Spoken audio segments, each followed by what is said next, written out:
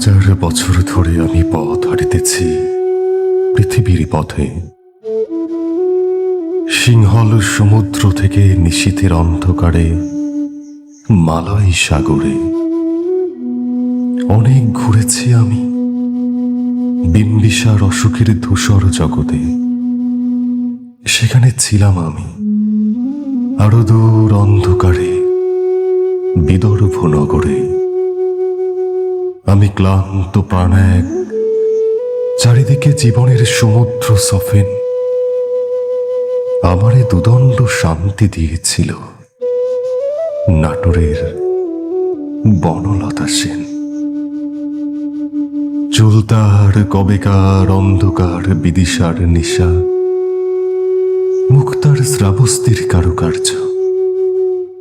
অতিদূর সমুদ্রের পর হাল ভেঙে যে নাবিক হারায়েছে দিশা। সবুজ ঘাসের দেশ যখন সে চোখে দেখে দারুচিনি দ্বীপের ভিতর, তেমনি দেখেছি তারে অন্ধকারে। বলেছে সে, এতদিন কোথায় ছিলেন?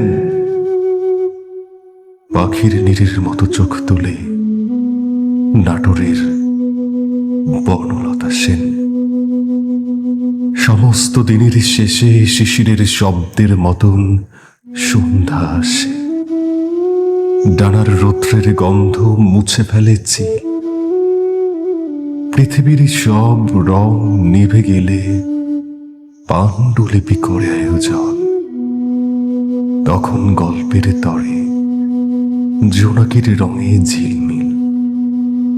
সব পাখি ঘরে আসে, সব নদী ফুরায় এ জীবনের সব লেনদেন। থাকে শুধু অন্ধকার, মুখোমুখি বসিবার বনলতা সেন।